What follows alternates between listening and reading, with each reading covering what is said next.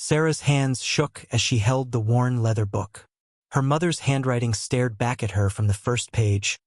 If you're reading this, my darling Sarah, then I am gone, and you have finally come home. The closet smelled like her mother's perfume. Even though Margaret had been dead for 3 months, Sarah dropped the diary like it was on fire. It hit the floor with a soft thud, and pages scattered open. She could see more writing, more secrets her mother had kept hidden. This can't be real, Sarah whispered to herself. Her mother had never said goodbye, never said she was sorry, never explained why she had pushed Sarah away for so many years. But here was proof that Margaret knew she was dying. She knew, and she had written about it. Welcome to my YouTube channel. If you are new here, please subscribe to my channel. Turn on the bell notification icon so that you will be the first to be notified anytime I drop a new story. Sarah picked up the diary with trembling fingers. The next line made her gasp. I have cancer, and I chose not to tell you. I have 3 months to live, and there are things you must know before I'm gone forever. The world seemed to spin around Sarah. Her mother had cancer? For how long? Why didn't she say anything? Sarah felt angry and hurt and confused all at once. She wanted to throw the diary across the room, but she couldn't stop reading. But let me go back to the beginning to show you how we got here. 6 months earlier, Margaret Collins sat in Dr. Peterson's office, listening to words that would change everything. I'm sorry, Margaret. The cancer has spread. We're looking at 3 to 6 months. Margaret nodded like the doctor had just told her it might rain tomorrow. She was 67 years old and had lived a full life. Well, mostly full. There was one big empty space in her heart where her daughter should have been. Can we fix it? Margaret asked, though she already knew the answer. Dr. Peterson shook his head sadly. We can make you comfortable. We can give you treatments to help with the pain. But the cancer is too far along. Margaret walked out of that office feeling like she was floating. The busy street seemed far away, like she was watching a movie instead of living her own life. People walked past her, talking on phones and laughing with friends. None of them knew that Margaret Collins had just learned she was going to die. She sat in her car for 20 minutes, staring at nothing. Then she thought about Sarah. Sarah, her only child. Sarah, who hadn't spoken to her in 2 years. Sarah, who lived just 1 town over but might as well have been on the moon. They had fought about something so stupid that Margaret couldn't even remember what started it. But the anger had grown and grown until it filled up all the space between them. Margaret had been too proud to call. Sarah had been too hurt to visit. And now time was running out. That night, Margaret sat at her kitchen table with a cup of tea that had gone cold. She picked up her phone 3 times to call Sarah. 3 times she put it down without dialing. What would I even say? Margaret asked her empty house. Hi, honey. I'm dying. Want to have dinner? The silence felt heavy. Margaret looked around her kitchen, at the pictures on the refrigerator. Most of them were old. Sarah as a little girl with pigtails. Sarah in her high school graduation dress. Sarah on her wedding day, before everything went wrong. There were no recent pictures. No grandchildren to spoil. No Sunday dinners or birthday parties. Just an old woman in an empty house, learning she was going to die alone. That's when Margaret had her idea. She couldn't call Sarah. Every time she tried, the words got stuck in her throat. But she could write to her. She could put down all the things she wanted to say, all the stories she wanted to share, all the love she had kept locked up inside. Margaret went to her bedroom and pulled out an old leather diary from her dresser drawer. She had bought it years ago but never used it. The pages were blank and clean, waiting for something important. She sat down at her kitchen table again and opened to the first page. Her pen hovered over the paper for a long time. What do you say to a daughter who doesn't want to hear from you? How do you begin to fix 2 years of silence? Finally, she started writing. My dearest Sarah, if you are reading this, then I am gone. Margaret wrote for hours that first night. She told Sarah about the cancer, about the doctor's visit, about how scared she felt. But she also wrote about happy things. She wrote about the day Sarah was born, how tiny and perfect she had been. She wrote about Sarah's first steps, her first words, her first day of school. She wrote about Sarah's father, who had died when Sarah was only 10. She wrote about how proud she was of Sarah, even though she had never been good at saying it out loud. When Margaret finally went to bed, her hand hurt from writing so much, but her heart felt a little lighter. Maybe Sarah would never read these words. Maybe she would throw the diary away without opening it. But at least Margaret was finally saying all the things she should have said years ago. The next morning, Margaret woke up with a plan. She would not tell Sarah about the cancer. She would not burden her daughter with guilt or sadness. Instead, she would spend her last months writing.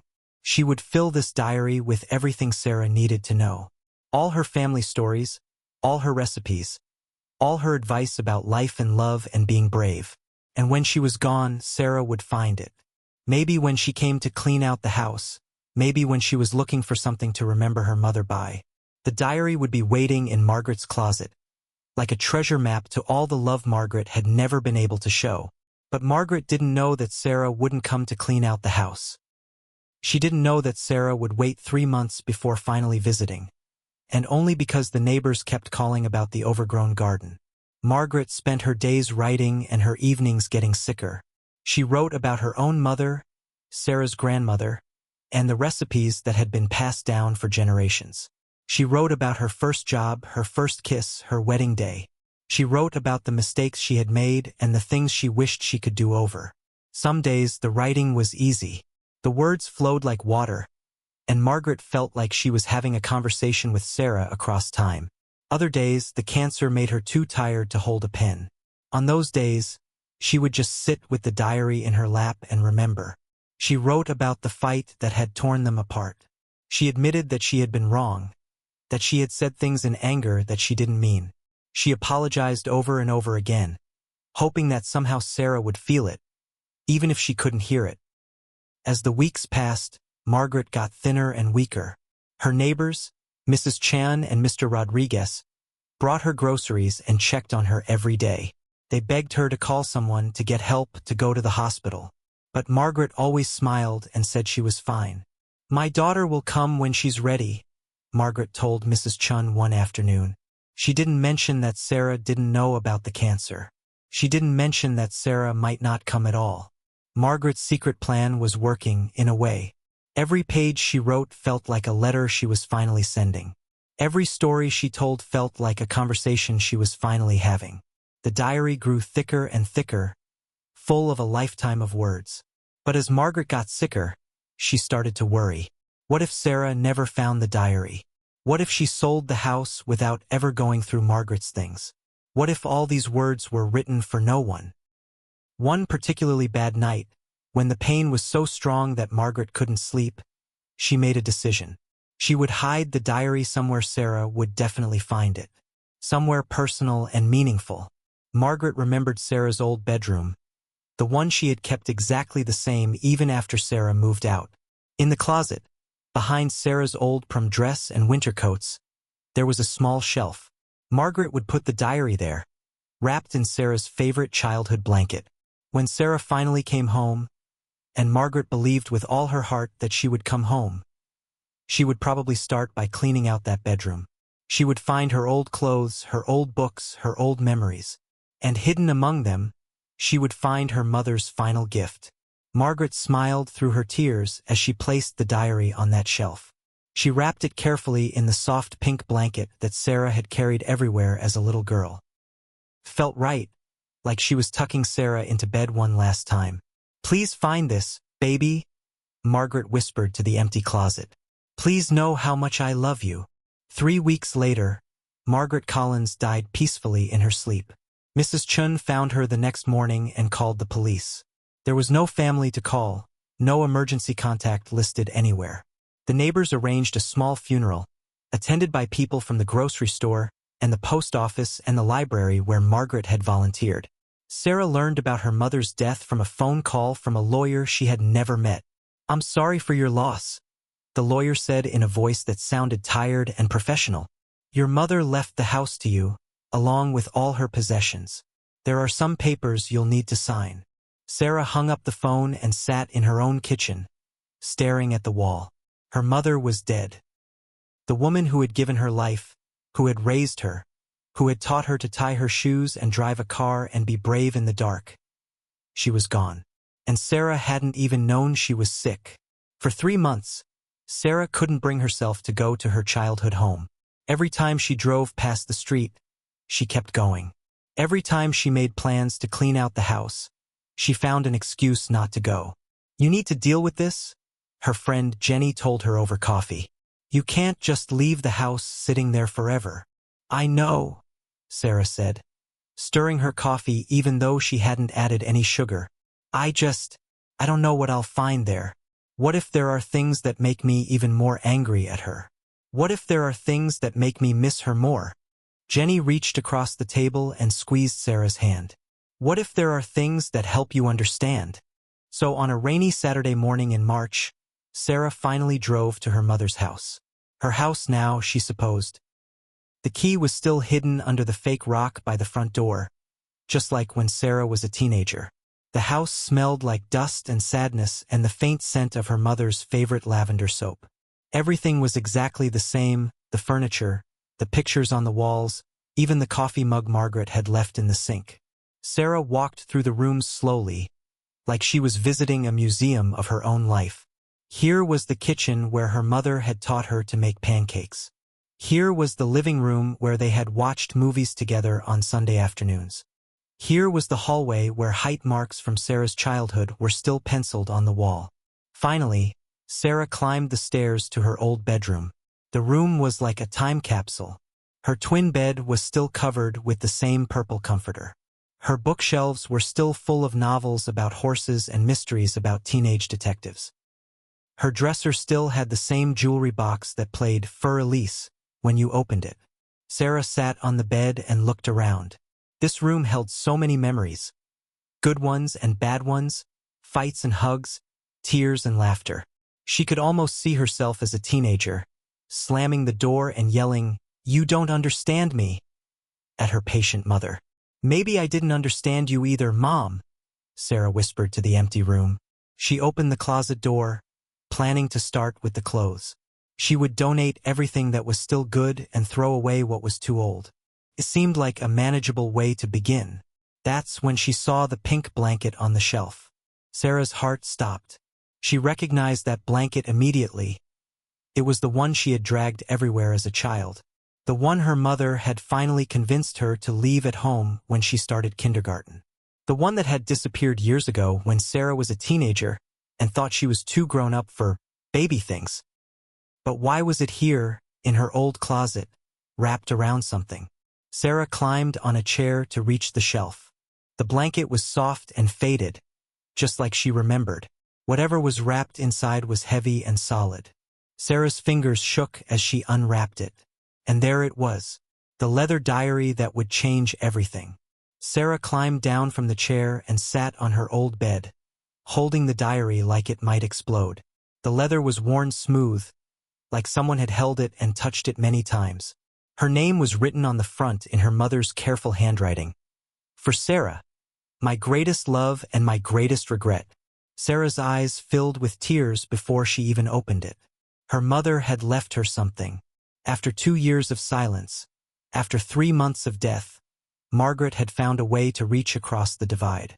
With trembling hands, Sarah opened to the first page. "If you're reading this, my darling Sarah, then I am gone, and you have finally come home." The words hit Sarah like a punch to the stomach. Her mother had known. Somehow, she had known that Sarah would find this, would read this, would be sitting in this exact spot on this old bed. Sarah read the next line. "I have cancer, and I chose not to tell you. I have 3 months to live, and there are things you must know before I'm gone forever."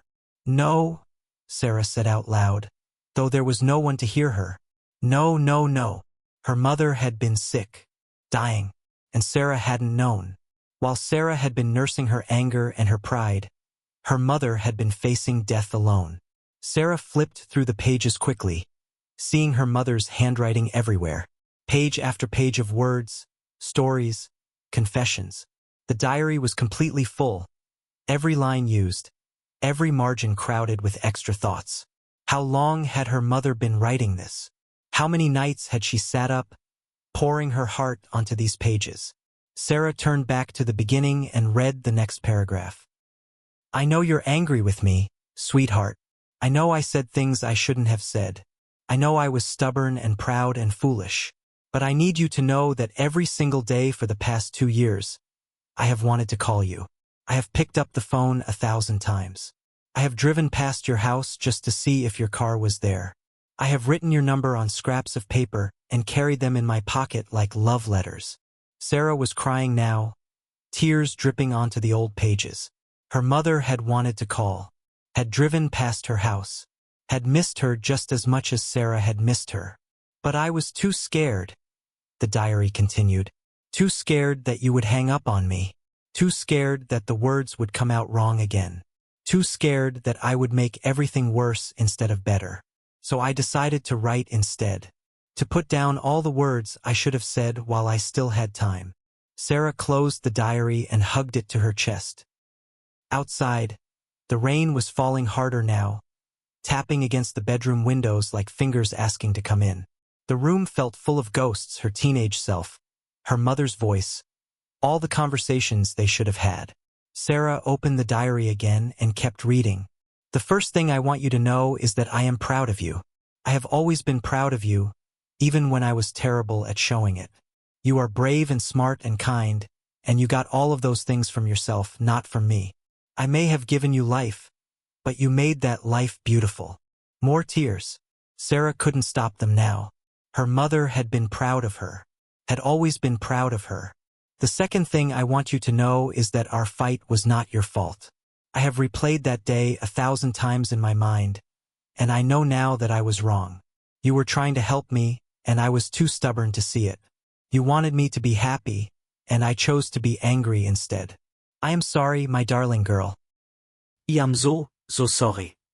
Sarah remembered the fight now, clearly for the first time in 2 years. Her mother had been dating a man named Robert, someone Sarah thought was taking advantage of Margaret's loneliness and generosity. Sarah had tried to warn her mother, tried to point out that Robert always seemed to need money, always had some crisis that required Margaret's help. But Margaret had gotten defensive. She had accused Sarah of being jealous, of not wanting her to be happy. Sarah had gotten angry too, had said things about her mother being naive and desperate. They had both said cruel things, words that cut deep and left scars. And Sarah had been right about Robert. He had disappeared as soon as Margaret stopped lending him money. But being right didn't make Sarah feel any better now. Robert left 3 weeks after our fight, the diary continued, like Margaret was reading Sarah's mind from beyond the grave. You were right about him, sweetheart. You were trying to protect me, and I should have listened. I should have trusted your judgment. I should have said thank you instead of saying all those horrible things. Sarah laughed through her tears. Even from the grave, her mother was still her mother, stubborn and proud, but also loving and wise. She kept reading. I want to tell you about the day you were born, because I don't think I ever told you the whole story. And Margaret launched into a tale that Sarah had never heard before, about how Margaret had been in labor for 18 hours, about how scared she had been, about how the moment Sarah was born, nothing else in the world mattered anymore. You were so tiny and perfect, Margaret wrote. Your father cried when he held you for the first time. He said you looked like a little angel, and he was right. You changed our whole world in the best possible way. Sarah's father had died when she was 10, and she had so few memories of him. But here was her mother, giving her a new memory, a precious gift of words about a man who had loved her. The diary went on and on. Stories about Sarah's childhood that she had forgotten. Stories about Margaret's own childhood that she had never shared. Family recipes and traditions that would have been lost forever if not for these pages. But it wasn't just stories. It was advice too. Life is shorter than you think, Sarah. I thought I had more time to fix things between us. I thought there would always be tomorrow to make phone calls and say I'm sorry. But tomorrow isn't promised to anyone. Don't make the same mistake I did. Don't let pride keep you away from the people you love. Sarah was completely absorbed now, lost in her mother's words. The rain outside had turned into a storm, and the old house creaked and settled around her. But Sarah barely noticed. She was having a conversation with her mother, the conversation they should have had 2 years ago. "I want you to know about your grandmother's ring," Margaret wrote. "The one with the small diamond that I always wear. It's in my jewelry box, and it's yours now. She made me promise to give it to you when you got married, but then you eloped and I never had the chance. I should have given it to you anyway. I should have told you that love doesn't need a big ceremony to be real and beautiful." Sarah remembered her wedding. It had been small and simple, just her and David and a justice of the peace. Margaret had been hurt that she hadn't been invited, hadn't been included in the planning. But Sarah had been afraid that her mother would try to take over, would make it about herself. Now Sarah realized that her mother had just wanted to be part of it, had wanted to give her the ring and her blessing and her love. The storm outside was getting worse. Lightning flashed, and thunder shook the windows. But Sarah kept reading, hungry for every word her mother had left behind. "I need to tell you about the cancer," Margaret wrote in the middle of the diary. "Not because I want you to feel sorry for me, but because I want you to understand why I made the choices I made." Sarah's hands tightened on the diary. This was the part she had been dreading and needing to hear at the same time. "Dr. Peterson told me on a Tuesday in September. The cancer had started in my lungs and spread everywhere. He said I had 3 to 6 months, maybe less.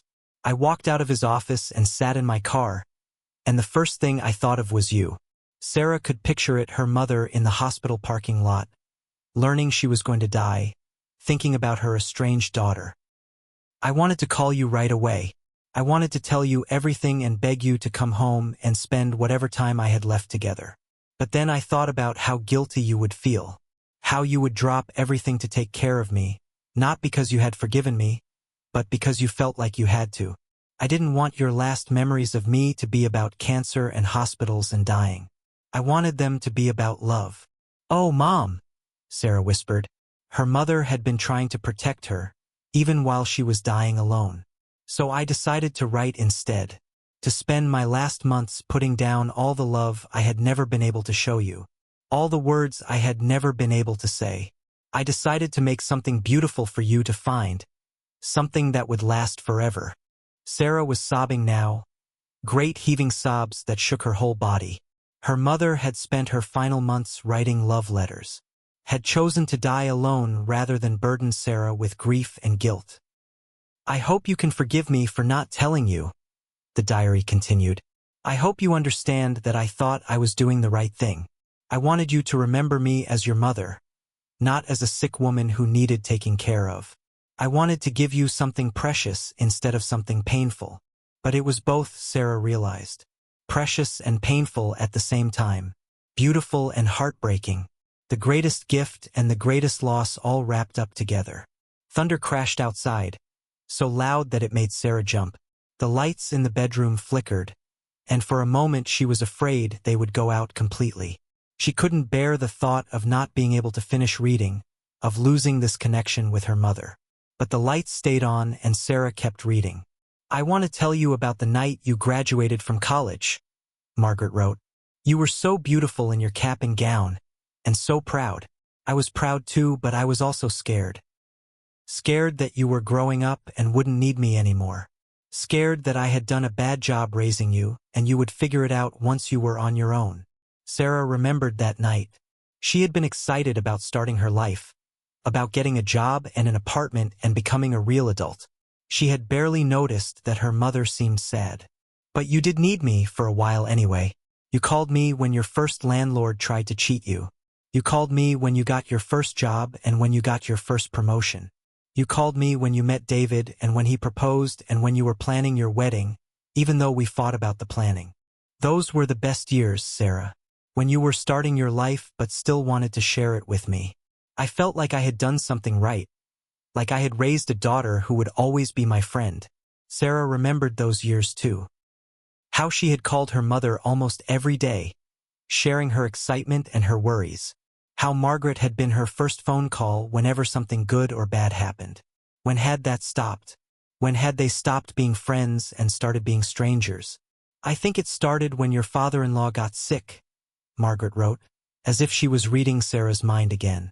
You were so busy taking care of David's family, so focused on being the perfect daughter-in-law.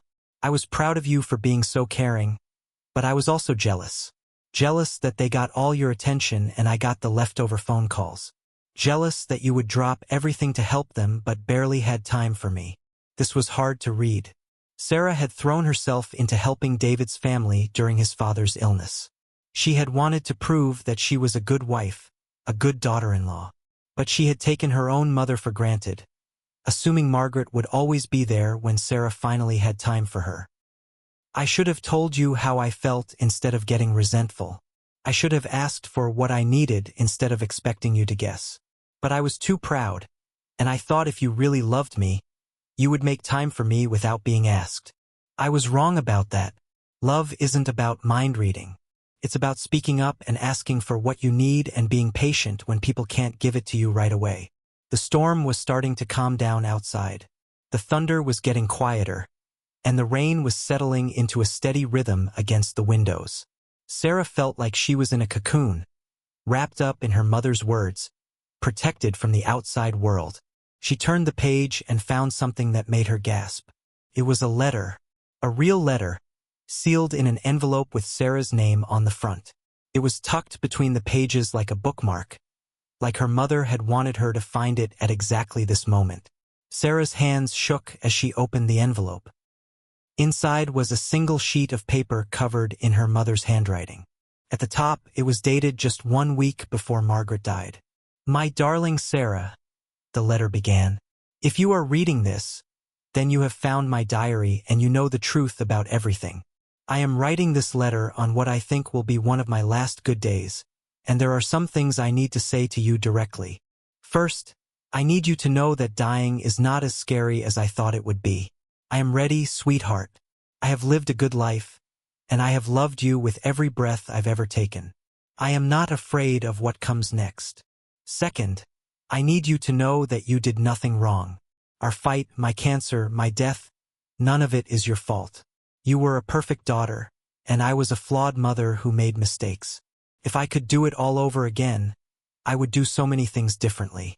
But I would not change loving you. That part one got right. Third, I need you to promise me something. I need you to forgive yourself for whatever guilt you're feeling right now. I need you to live your life fully and joyfully, without carrying the weight of regret. I need you to remember that you are loved, completely and forever. And finally, I need you to know that I am not really gone. I am in every sunset you watch and every song that makes you smile. I am in the recipes I taught you and the stories I told you. I am in your kind heart and your stubborn spirit and your beautiful laugh. As long as you carry me with you, I will never be completely gone. I love you, Sarah. I have always loved you. I will love you until the end of time and beyond. Forever your devoted mother, Margaret.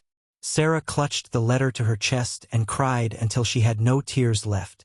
Outside, the storm had passed completely, leaving behind a quiet evening and the smell of rain-washed air. She looked around her old bedroom, seeing it differently now. It wasn't just a shrine to her childhood anymore. It was a gift. Her mother had kept it exactly the same, waiting for Sarah to come home. Waiting for Sarah to find the diary. Waiting for Sarah to understand. Sarah opened the diary again and flipped to the very last page. There, in shaky handwriting that showed how sick Margaret had been at the end, were the final words. Thank you for coming home, my darling girl. Thank you for finding me. Thank you for listening to all the words I never got to say out loud. Thank you for being the greatest gift of my life. Now close this book and go live your beautiful life. But remember to call the people you love. Remember to say I'm sorry when you need to. Remember to say I love you every chance you get. Remember me, but don't live in the past. I want you to have a future full of joy and love and all the things I wasn't able to give you. Go now with my blessing and my love. Go be happy, Sarah. That's all I ever wanted for you. Sarah closed the diary and sat in the quiet room for a long time. The house felt different now, full of love instead of sadness. Her mother was gone, but she wasn't really gone. She was right here in these words, in this gift of truth and love and forgiveness. But as Sarah stood up to leave, she noticed something that made her freeze in place. There, on her old dresser, was an envelope with her name on it. But this envelope was different from the one in the diary. This one was newer, whiter. This one hadn't been there when Sarah had walked into the room. With trembling hands, Sarah picked up the envelope. It was sealed, and her name was written on the front in handwriting that definitely wasn't her mother's. But whose was it? Who else had been in this house? Who else had left something for Sarah to find? Sarah tore open the envelope, her heart pounding. Inside was a single sheet of paper with a message that made her blood run cold. Sarah, I know about the diary. I know what your mother wrote about me. We need to talk. I'll be waiting for you at the old Miller farm at midnight. Come alone, or everyone will know the truth about what really happened to Margaret. Sarah's hands shook so hard she almost dropped the paper. Robert. The man her mother had dated, the man who had caused their terrible fight, the man who had disappeared when Margaret stopped giving him money. But how did he know about the diary? How did he get into the house? And what truth was he talking about? Sarah looked at her watch. It was already 11:30. If she was going to meet Robert at the Miller farm, she needed to leave now. But should she go? What if it was dangerous? What if Robert had something to do with her mother's death? The letter said Margaret had died peacefully in her sleep. But what if that wasn't the whole truth? Sarah's mind raced. She thought about calling the police, calling her friend Jenny, calling anyone. But the note had said to come alone. And Sarah needed to know what Robert knew, what he wanted, what truth he was threatening to reveal. She grabbed her keys and her phone and headed for the door. As she turned to leave the bedroom one last time, she caught sight of herself in her old mirror. She looked scared and confused and very, very young. "Help me, Mom," she whispered to the empty room. "I don't know what to do." The house was quiet, but somehow Sarah felt like her mother was listening, like Margaret was still there, still trying to protect her daughter from whatever was coming next. Sarah tucked the diary under her arm and walked out into the night. She had no idea what she would find at the Miller farm. She had no idea what Robert wanted or what he knew, but she was about to find out. The old Miller farm sat at the end of a dirt road that hadn't been used in years. Sarah's car bumped and jolted over the broken pavement as she drove through the darkness. Her headlights cut through the night, showing her nothing but empty fields and broken fence posts. Sarah's hands were sweating on the steering wheel. Every part of her brain was screaming that this was a terrible idea. Meeting a strange man at midnight in the middle of nowhere? Her mother would have been furious if she knew. But her mother was dead. And somehow Robert knew things about that death that Sarah didn't. The farmhouse appeared in her headlights like something from a nightmare. It was falling down, with boards missing from the walls and holes in the roof. The windows were dark and broken. Tall weeds grew up around the porch, and the front door hung open like a mouth. Sarah parked her car and sat for a moment, trying to be brave. She could still turn around. She could drive home and pretend she never found Robert's note. She could call the police in the morning and let them handle whatever this was. But she couldn't stop thinking about her mother's diary. About all the things Margaret had written, all the love she had poured onto those pages. If there was more to the story, if there were secrets her mother hadn't told her, Sarah needed to know. She got out of the car, keeping her phone in her hand and the diary tucked under her arm. The night was quiet except for the sound of wind in the trees and her own footsteps on the gravel. "Hello," Sarah called out. Her voice sounded small and scared in the darkness. "Robert, are you here?" A light flickered on inside the farmhouse. Not electric light. It was too yellow and dancing for that. It looked like a candle or a lantern. "Come inside, Sarah." Robert's voice came from the house, deep and calm. "We have a lot to talk about." Sarah's legs felt like jelly as she walked up the broken porch steps. The front door creaked as she pushed it open wider. Inside, she could see Robert sitting at an old wooden table with a camping lantern beside him. He looked older than she remembered, with more gray in his hair and deep lines around his eyes. "Sit down," Robert said, pointing to a chair across from him. "I'm glad you came. Sarah sat down but kept her phone ready in her lap. How did you get into my mother's house? How did you know about the diary? Robert smiled, but it wasn't a friendly smile. I never left, Sarah. Your mother and we had an understanding after you and she stopped talking. She was lonely, and I was there for her. She said you left. In the diary, she said you disappeared after she stopped giving you money. That's what she wanted people to think, Robert said. The truth is more complicated. Robert reached into a bag beside his chair and pulled out another diary. This one was different from her mother's newer, with a red cover instead of brown leather. Your mother wasn't the only one keeping secrets, Sarah. I wrote things down too. Things she probably didn't tell you. Sarah stared at the red diary. What kind of things? Things about why she was really sick. Things about who was taking care of her at the end. Things about what she asked me to do after she died. Robert opened his diary and flipped through the pages. Sarah could see his handwriting, messier than her mother's but just as dense. Your mother did have cancer, Sarah. That part was true. But she didn't die peacefully in her sleep like everyone thinks. Sarah's blood turned cold. What do you mean? I mean she was in pain. Terrible pain that got worse every day. The doctors gave her pills, but they stopped working. She couldn't eat, couldn't sleep, couldn't even get out of bed most days. Robert's eyes met Sarah's across the table. She begged me to help her, Sarah. Begged me to make the pain stop. Help her how? But even as Sarah asked the question, she was afraid she already knew the answer. She asked me to help her die on her own terms. Before the cancer took away her dignity. Before she became so sick that all you would remember was suffering. The lantern flickered, making shadows dance on the broken walls. Sarah felt like she couldn't breathe.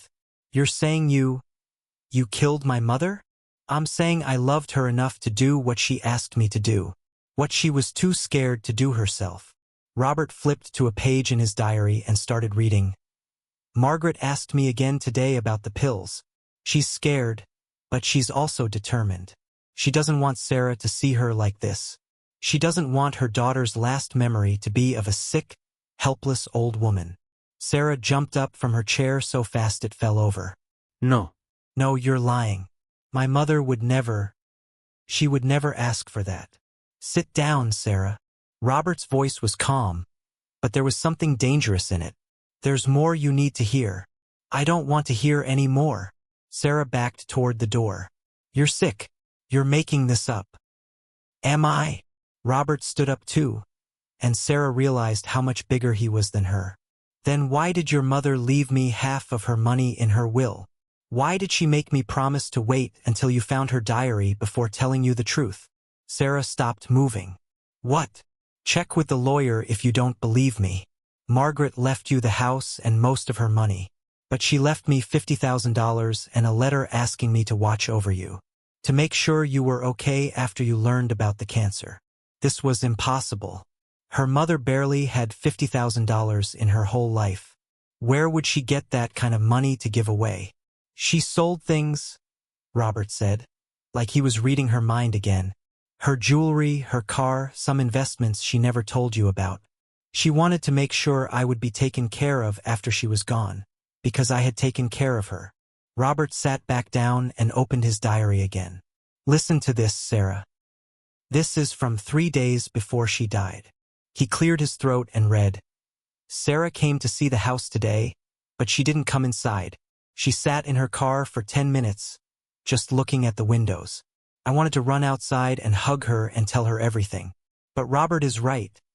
If she knows I'm dying, she'll feel guilty forever. Better to let her think I died peacefully. Better to let her remember me as strong. Sarah felt dizzy. Her mother had seen her that day. Sarah remembered sitting in her car outside the house, trying to work up the courage to knock on the door. But she had been too proud, too angry. She had driven away instead. She watched you leave, Robert continued reading. And then she cried for an hour. She said she wished she could call you, but she was afraid you would hang up on her. She said she was running out of time to fix things.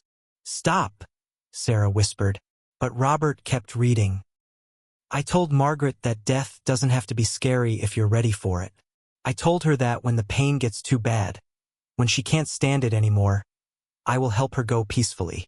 She said yes. She said she wants to die with dignity, before the cancer turns her into something she doesn't want you to remember. Sarah sank back into her chair. This couldn't be real. Her strong, stubborn mother wouldn't have asked someone else to help her die. Would she? Show me, Sarah said quietly. Show you what? Show me proof. Show me something that proves what you're saying is true. Robert reached into his bag again and pulled out an envelope. It was thick and official looking, with a lawyer's name in the corner. This is a copy of your mother's real will, Robert said. Not the simple one the lawyer showed you. The real one with all her final wishes. Sarah took the envelope with shaking hands. Inside was a legal document covered in small print.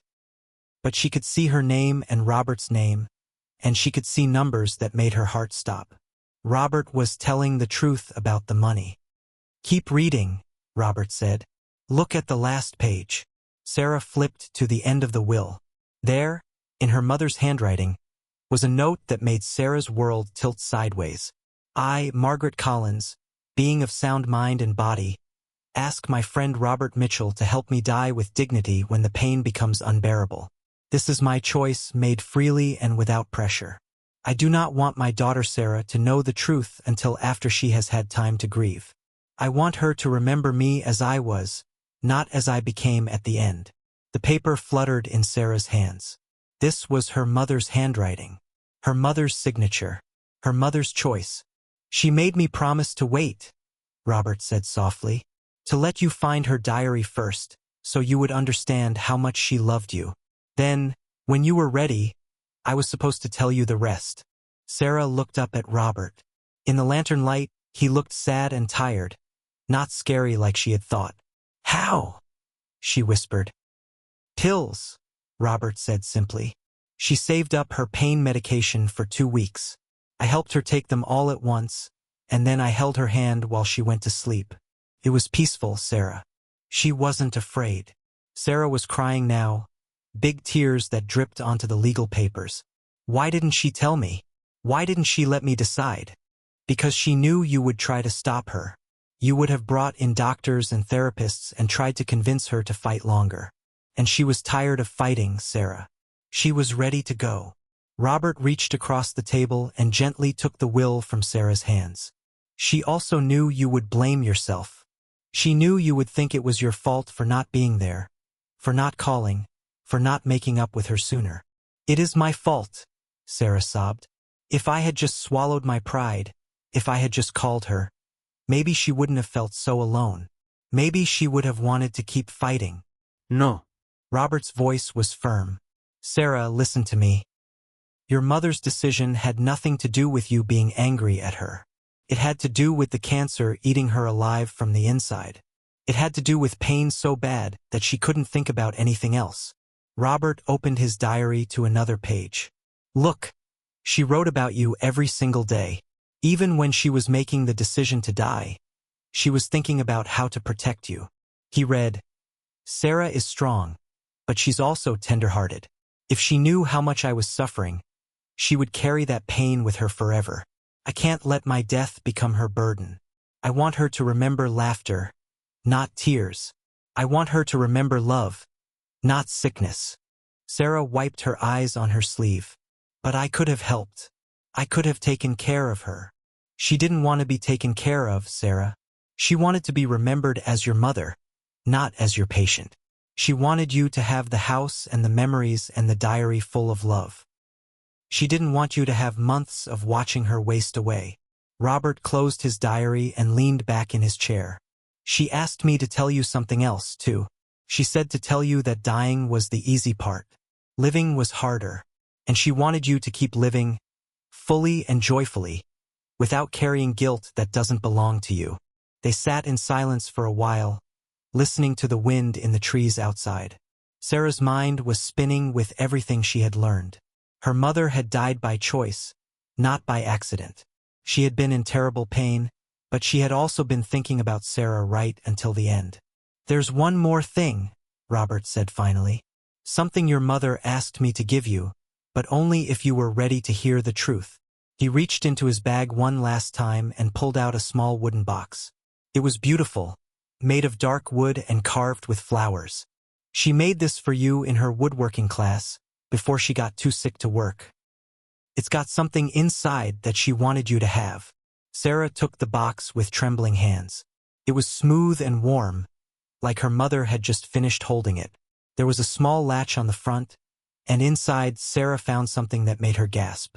It was a ring. Not her grandmother's ring that her mother had written about in the diary. This was different. A simple gold band with Sarah's name engraved inside. She had it made for you, Robert explained. She said every daughter should have something from her mother that's just for her. Something no one else has ever worn.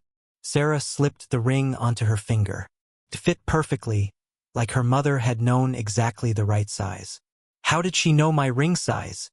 Robert smiled for the first time that night, and this smile was gentle and real. She said she used to watch you try on her jewelry when you were little. She said she remembered everything about you, even the things you didn't think she noticed. Sarah looked down at the ring, sparkling in the lantern light. It was beautiful and simple and perfect. But more than that, it was proof that her mother had been thinking about her, planning for her, loving her right until the very end. Why didn't you just give this to me at the funeral? Sarah asked.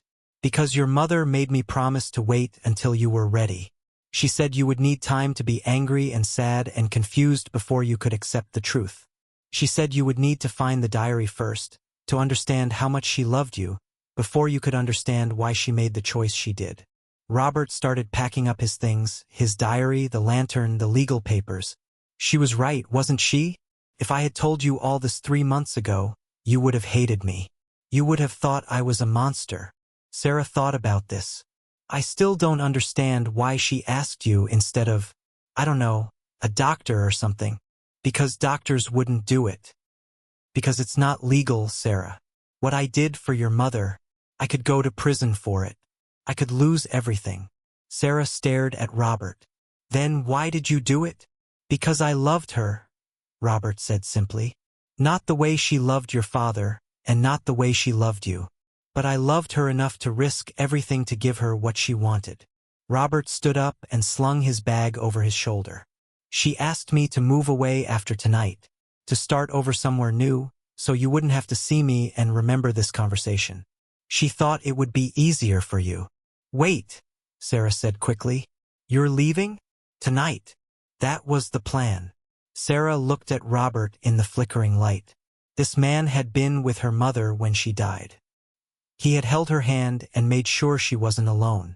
He had risked his freedom to give Margaret what she wanted. Maybe Sarah didn't understand it completely. Maybe she never would. But Robert had loved her mother enough to do something incredibly difficult and dangerous. And her mother had trusted him with her life and her death. Thank you, Sarah said quietly. Robert's eyes widened in surprise. For what? For taking care of her. For making sure she wasn't alone. For... Sarah's voice broke. For making sure she died knowing she was loved. Robert's eyes filled with tears. She talked about you constantly, Sarah. Every day she told me stories about when you were little. She said you were the best thing that ever happened to her. Sarah stood up and walked around the table. Before she could think too much about it, she hugged Robert. He was stiff at first, surprised, but then he hugged her back. I don't know if what you did was right or wrong, Sarah whispered, but I know my mother was lucky to have someone who cared about her that much. When they broke apart, both of them were crying. She left you one more thing, Robert said, wiping his eyes. But it's not something I can give you. It's something you have to do. What do you mean? Robert pulled a folded piece of paper from his pocket.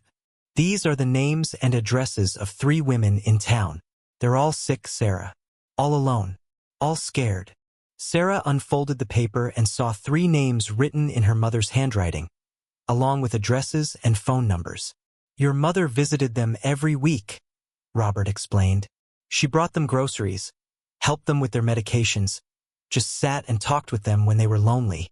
She made me promise that after she died, Someone would keep checking on them. Sarah looked at the names. She didn't recognize any of them. She wanted you to take over for her if you were willing. She said taking care of other people was the best way to honor someone's memory. Sarah folded the paper carefully and put it in her pocket. These women, do they know about my mother's choice?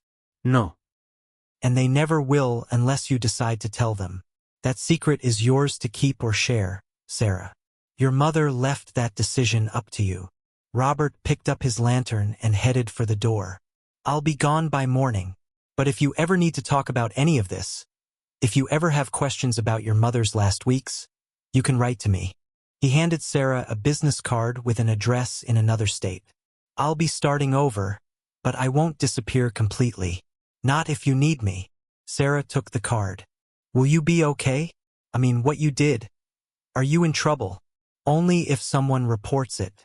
And the only people who know are you and me. Robert looked at Sarah seriously. Your mother made me promise that I would never put pressure on you to keep the secret. If you feel like you need to tell someone, the police, a doctor, anyone, you should do what feels right to you. Sarah thought about this. Did she want to turn Robert in? Did she want the whole world to know that her mother had chosen to end her own life? She thought about the diary, full of love and hope and dreams for Sarah's future. She thought about the ring on her finger, made especially for her. She thought about the 3 lonely women whose names were in her pocket. I won't tell anyone, Sarah said finally. What happened between you and my mother? That's private. That's between the people who loved her. Robert smiled with relief. She said you would understand. She said you had a kind heart and good judgment, and that you would know what to do with the truth. As they walked outside together, Sarah looked up at the stars. The storm from earlier had cleared the air, and everything looked bright and clean. Robert, Sarah said as they reached their cars. Can I ask you something? Of course. Do you think she was happy? At the end, do you think she died happy? Robert thought for a moment. I think she died peaceful. She wasn't in pain anymore, and she knew that you would find her diary and understand how much she loved you. She said that was all she needed. Sarah nodded and got into her car. As she drove away from the Miller farm, she could see Robert's headlights behind her for a few miles, and then they turned off onto another road and disappeared into the night. Sarah drove home slowly, thinking about everything that had happened. Her mother had kept 2 huge secrets, the cancer and the choice to die on her own terms. But underneath those secrets was an even bigger truth. Margaret had loved Sarah so much that she had planned every detail of her death to protect her daughter from pain. When Sarah got home, she sat in her kitchen with her mother's diary and read it again from the beginning. But this time she read it differently. This time, she could see the love in every word, even the painful ones. Her mother hadn't died alone and scared. She had died surrounded by love, holding Robert's hand, thinking about Sarah and all the memories they had shared. It wasn't the ending Sarah would have chosen, but it was the ending her mother had wanted, and maybe that was what mattered most. Sarah looked at the ring on her finger and the list of names in her pocket. Her mother was gone, but her love was still here. Her kindness was still here, waiting for Sarah to carry it forward. Tomorrow, Sarah would call the first name on the list. She would introduce herself and offer to help, just like her mother had done. She would honor Margaret's memory by taking care of people who needed it. But tonight, Sarah would sit with the diary and the ring and the knowledge that she had been loved completely and unconditionally, even when she thought she was alone. As Sarah got ready for bed, she looked at herself in the bathroom mirror. She looked different somehow, sadder but also stronger. Like someone who had learned something important about love and loss and the complicated choices people make. Thank you, Mom, she whispered to her reflection. Thank you for loving me enough to let me go. Thank you for trusting me with the truth. But as Sarah brushed her teeth, she heard a sound that made her freeze. It was coming from downstairs, a soft creaking, like someone walking across the old wooden floors. Sarah's heart started pounding. She had locked all the doors when she came home. She was sure of it. But the creaking sound came again. Definitely footsteps. Definitely inside her house. Sarah grabbed her phone and tiptoed to the top of the stairs. The house was dark below, but she could hear movement in the kitchen. Someone was definitely down there. Had Robert followed her home? Had someone else learned about the diary and the secrets it contained? Sarah's hands shook as she dialed 911, but before she could press call, a voice drifted up from downstairs. A voice that made Sarah drop her phone in shock. "Sarah? Honey, are you upstairs? We need to talk." It was her mother's voice, clear and strong and impossible. Sarah gripped the stair railing so hard her knuckles turned white. Her mother was dead. She had been dead for 3 months. She had chosen to die with Robert's help. But that was definitely Margaret's voice coming from the kitchen. "I know this is confusing, sweetheart," the voice continued, "but there are still things you don't know. Things that Robert didn't tell you. Things that change everything." Sarah couldn't move, couldn't breathe, couldn't think. Her mother was dead. Sarah had held her ashes in her hands at the funeral. So who was in her kitchen? Sarah forced herself to take a step down the stairs. Then another. Her legs felt like water, but she had to know who was in her house. She had to know whose voice was calling her name. "Mom!" Sarah whispered, so quietly she could barely hear herself. "Yes, sweetheart. I'm here. Please come down. I know you're scared, but I can explain everything." The voice was exactly right. It had the same gentle tone her mother used when Sarah was little and afraid of thunderstorms. It had the same slight accent that Margaret had never quite lost, even after 40 years away from her hometown. But it was impossible. Sarah crept down the stairs, holding onto the railing so tightly her fingers hurt. At the bottom, she could see a soft light coming from the kitchen. Not electric light. It was too warm and flickering for that. It looked like candlelight. Sarah peeked around the corner and felt her heart stop. There, sitting at Sarah's kitchen table, was her mother. Margaret looked exactly the same as Sarah remembered, gray hair pulled back in a neat bun, wearing her favorite blue sweater, her hands folded calmly in front of her.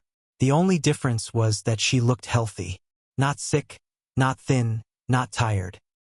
She looked like the mother Sarah remembered from years ago, before the cancer, before the fights, before everything went wrong.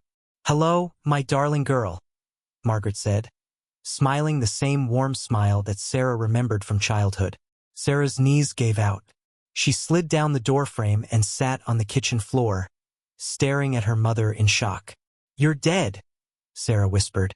"I went to your funeral. I held your ashes." Margaret's face grew sad. "I know, sweetheart. I know how confusing this must be. But I need you to listen to me very carefully. Robert told you part of the truth tonight, but not all of it." Sarah couldn't speak. She couldn't move. She couldn't understand what was happening. "The cancer was real," Margaret continued. "The pain was real. The decision to end my life was real. But what Robert didn't tell you is that it didn't work." "What do you mean, it didn't work?" Margaret stood up and walked closer to Sarah. "The pills didn't kill me, Sarah. They put me in a coma that looked like death. My breathing slowed down so much that even Robert thought I was gone. But I wasn't gone. I was just sleeping very deeply." Sarah shook her head. "That's impossible. The doctors checked. They pronounced you dead." No, honey. Robert checked. He felt for my pulse and my breathing, and when he couldn't find them, he assumed I had died. He was so upset that he called 911 and told them I had passed away in my sleep. By the time the paramedics got there, Robert had already left. He couldn't risk being connected to what he thought was my suicide. Margaret knelt down next to Sarah on the floor. The paramedics didn't check very carefully either. An old woman, supposedly died peacefully at home, no signs of violence. They just took me to the funeral home. Sarah stared at her mother's face. It looked real, felt real. But how could any of this be real? "I woke up in the morgue," Margaret said quietly. 3 days later, just a few hours before they were supposed to. Before the cremation. I was so weak I could barely move, but I was alive. "That's impossible," Sarah said again. "People don't just wake up from being dead." "I wasn't dead, sweetheart. I was in something called a cataleptic state. It happens sometimes with certain medications, especially when someone is already very sick. The body shuts down so completely that it appears dead, but it's really just paused. Margaret reached out and touched Sarah's face gently. Her hand was warm and solid and completely real. The funeral home worker who found me was a man named David Chun, Mrs. Chen's son from next door. He recognized me, and instead of calling the police or the hospital, he called his mother. Mrs. Chun came right over, and together they helped me. Sarah remembered Mrs. Chen, her mother's neighbor who had always been so kind. Mrs. Chun knew you were alive? She's been taking care of me for the past 3 months, Sarah. She moved me into her basement, which she had converted into a little apartment years ago for her own mother. She's been helping me get my strength back, helping me figure out what to do. But why didn't you call me? Why didn't you tell me you were alive? Margaret's eyes filled with tears. Because I was dying, Sarah. I am dying. The pills didn't cure the cancer. They just put it on pause for a little while. I have maybe a few weeks left, maybe less. Sarah felt like the world was spinning around her. Her mother was alive but still dying. She had been living just next door this whole time, while Sarah was grieving and reading her diary and learning to live without her. Mrs. Chun wanted me to tell you right away, Margaret continued, but I asked her to wait. I wanted you to find my diary first. I wanted you to understand how much I love you before you had to watch me die for real this time. Sarah started crying big, ugly sobs that shook her whole body. I don't understand any of this. Why would you put me through that? Why would you let me think you were dead? Margaret pulled Sarah into her arms and held her tight. She smelled like lavender soap and the peppermint tea she always drank. She felt exactly like Sarah's mother should feel. Because I knew this was going to be harder, Margaret whispered. Having you watch me die slowly, day by day, until there's nothing left. I thought it would be easier for you to mourn me once and then move on with your life. But I can't move on. Sarah cried into her mother's shoulder. I can't just pretend you're dead when you're sitting right here. I know, sweetheart. I know. That's why I'm here now. Because I realized I was wrong. I realized that trying to protect you from pain was keeping you from saying goodbye properly. Margaret held Sarah until her sobs turned into hiccups, until her breathing slowed down, until she could think clearly again. How long do you have? Sarah asked quietly. The cancer came back stronger after the coma. Dr. Peterson, who has been secretly treating me at Mrs. Chen's house, says maybe 2 weeks. Maybe less. 2 weeks. Sarah had thought she had lost her mother forever, and now she had 2 weeks to say everything she needed to say. What about Robert? Sarah asked. Does he know you're alive? Margaret shook her head. He left town right after what he thought was my death. He's probably halfway across the country by now, starting his new life. I thought it was better to let him think his plan worked. He was carrying so much guilt about what we did. Sarah thought about Robert at the farmhouse, telling her about holding her mother's hand as she died. He had been grieving too in his own way. We should tell him, Sarah said. He should know that you didn't actually die from the pills. Maybe, Margaret said. But first, I want to spend whatever time I have left with you. Really with you, not just through letters in a diary. Sarah looked at her mother, really looked at her. Margaret was thinner than she used to be, and there were dark circles under her eyes. But she was here. She was real. She was alive. Are you in pain? Sarah asked. Some. But it's manageable for now. Dr. Peterson has been giving me different medication. Stuff that helps without making me so sleepy. Sarah wiped her eyes with her sleeve. I have so many questions. I know you do, and I'll answer all of them. But first, there's something I need to show you. Margaret stood up and walked to Sarah's kitchen counter. There, Sarah noticed for the first time, was a small suitcase. I packed some things, Margaret explained. Pictures, a few pieces of jewelry, some recipes written in my own mother's handwriting. Things I wanted to make sure you had. Margaret opened the suitcase and pulled out a photo album that Sarah had never seen before. These are pictures of you that I took over the past 2 years, even when we weren't speaking. Sarah opened the album and gasped. There were photos of her going to work, getting groceries, walking in the park with her friend Jenny. Photos of her sitting in her car outside her mother's house that day she couldn't work up the courage to go inside. You were following me? Not following. Watching over. Making sure you were okay. Making sure you were happy. Margaret pointed to a picture of Sarah laughing with Jenny at a coffee shop. This one is my favorite. You look so joyful here, so free. It made me happy to see you living your life. Sarah flipped through more pages. There were dozens of photos, all taken from a distance, all showing Sarah living her normal life while her mother watched from the shadows. I wanted to talk to you so many times, Margaret said. There were moments when I almost got out of the car and walked over to you. But I was too scared that you would be angry, that you would tell me to go away. I wouldn't have told you to go away, Sarah said quietly. I missed you every single day. I know that now. I should have trusted that our love was stronger than our fight. I should have been braver. Margaret pulled out another item from the suitcase, a small wooden recipe box that Sarah remembered from childhood. These are all the family recipes going back 4 generations. Your great-great-grandmother's bread recipe, your great-grandmother's apple pie, your grandmother's pot roast. I wrote down all the stories that go with them too, so you'll know where they came from. Sarah opened the box and saw dozens of index cards covered in different handwriting. Some in her mother's neat script, some in older, shakier writing that must have belonged to her ancestors. I want you to cook these for your own children someday, Margaret said. I want these recipes to keep our family connected, even when I'm gone. I don't know if I'll have children, Sarah said. David and I have been trying. But you will, Margaret said with certainty. And they will be lucky to have you as their mother, just like I was lucky to have you as my daughter. They sat together in the kitchen for hours, going through the suitcase, looking at photos, sharing memories. Margaret told Sarah stories about her own childhood, about Sarah's father when they were young, about all the things she had wanted to say during their 2 years of silence. I wrote you letters, Margaret said. Hundreds of them. I would write them and then throw them away because I didn't think you wanted to hear from me. I wrote you letters too, Sarah admitted.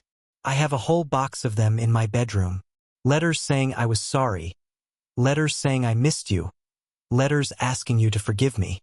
We were both too proud for our own good, Margaret said, laughing through her tears. As the sun started to rise outside the kitchen windows, Sarah realized they had been talking all night. Her mother looked tired but happy, more peaceful than Sarah had seen her in years. What happens now? Sarah asked. Now we have 2 weeks to say everything we need to say to each other. 2 weeks to make new memories. 2 weeks to be mother and daughter without any walls between us. Sarah took her mother's hand. And then I will die for real this time, peacefully with you there if you want to be there. No more secrets, no more trying to protect you from the truth. Sarah squeezed her mother's hand. I want to be there. I want to take care of you. I want to make sure you're not alone. It won't be easy, sweetheart. Watching someone you love die is the hardest thing in the world. But it's also a gift, Sarah said, surprising herself with the wisdom in her own words. Getting to say goodbye properly. Getting to be together at the end. That's a gift that not everyone gets. Margaret smiled and pulled Sarah close. When did you get so wise? I learned it from reading your diary. You taught me that love isn't about protecting people from pain. It's about being with them through the pain. They made breakfast together as the sun came up, pancakes from Sarah's great-grandmother's recipe. Coffee the way Margaret had always made it, too strong and too sweet. They sat at Sarah's kitchen table and ate and talked and laughed like they had when Sarah was little. There's one more thing, Margaret said as they were cleaning up the dishes. The 3 women whose names I gave you through Robert. They don't know I'm alive either. But I've been helping Mrs. Chun take care of them these past few months. You've been doing your volunteer work even while you were supposed to be dead? Margaret shrugged. Old habits. Besides, Mrs. Chun is getting older herself. She needed the help. Sarah thought about this. Even while facing her own death, even while hiding from the world, her mother had been taking care of other people. I want to meet them, Sarah said. I want to help take care of them after after you're really gone. They would like that. And Sarah, when I do die, really die this time, I don't want a big funeral. I want you to have a small celebration of life, maybe in the backyard where I used to grow my roses. Invite Mrs. Chun and the 3 women and anyone else whose life I touched. Tell stories about the good times, not the sad ones. Sarah nodded, already crying again. Okay. And I want you to scatter my ashes in the garden. I want to help the roses grow. Okay.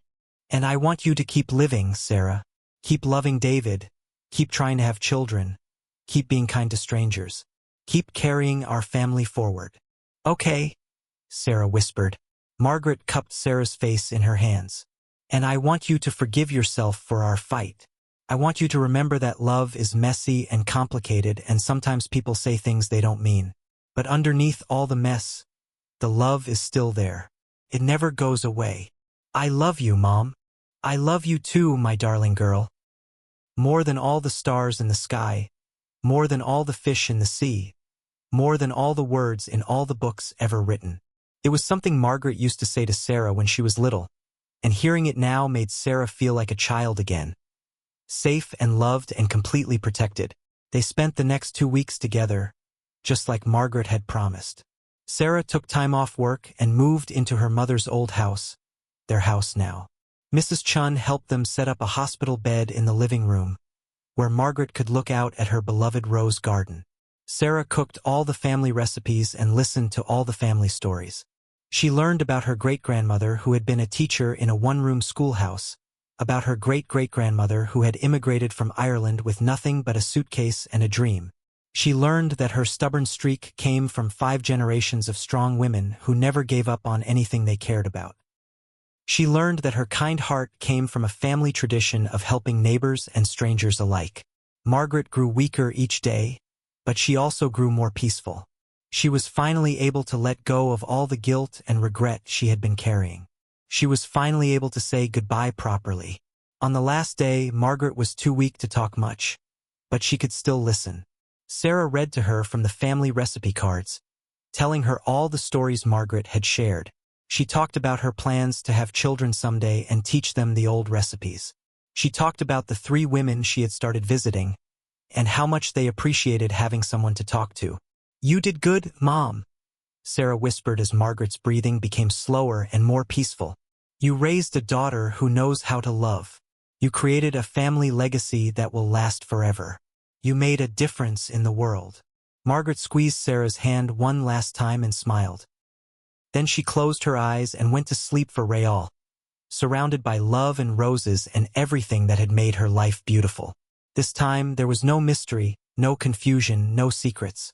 Margaret Collins died peacefully at home with her daughter holding her hand, exactly the way she had always hoped she would. Sarah grieved, but it was a different kind of grief than before. It was sad but also grateful, painful but also healing. She missed her mother terribly, but she also felt blessed to have had those 2 final weeks together. At the celebration of life in the Rose Garden, Sarah told everyone about Margaret's kindness, her stubbornness, her fierce love for her family. She didn't mention the diary or the fake death or the complicated truth about how Margaret had tried to die the first time. Some stories were too private to share, but she did tell everyone about the recipes and the photos and the legacy of love that Margaret had left behind. She told them that Margaret's last wish was for everyone to take care of each other, to be kind to strangers, to never let pride keep them away from the people they loved. After the guests went home, Sarah sat in the rose garden and opened her mother's diary one more time. On the very last page, she found something she had missed before, a new entry, written in shaky handwriting during those final 2 weeks. My darling Sarah, thank you for giving me the gift of a real goodbye. Thank you for forgiving me for all my mistakes. Thank you for loving me enough to let me go when it was time. You are the best daughter a mother could ask for, and I am so proud of the woman you have become. Live joyfully, love deeply, and remember that I am always with you. In every rose that blooms, in every recipe you cook, in every act of kindness you do for a stranger. Until we meet again, all my love, Mom. Sarah closed the diary and looked up at the stars. Somewhere out there, Robert was starting his new life, probably still carrying guilt about what he thought he had done. Someday, Sarah would find him and tell him the truth, that Margaret had forgiven him completely, that he had given her the gift of feeling loved and cared for during her darkest time.